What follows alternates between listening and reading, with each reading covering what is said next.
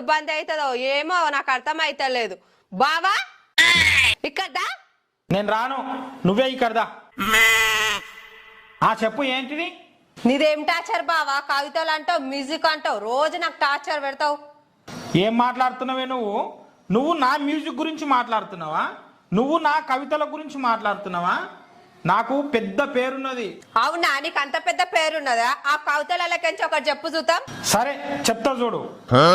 100% జీతం తెచ్చి పెళ్ళాంకి ఇచ్చినామనుకో 10% ప్రేమనే చూపిస్తుంది. అదే 10% జీతం తీసుకుపోయి పక్కింటి ఆంటీకి ఇచ్చినామనుకో 100% ప్రేమ చూపిస్తుంది. దీన్ని ఏమన్నది సన్నాస దరిద్రుడా?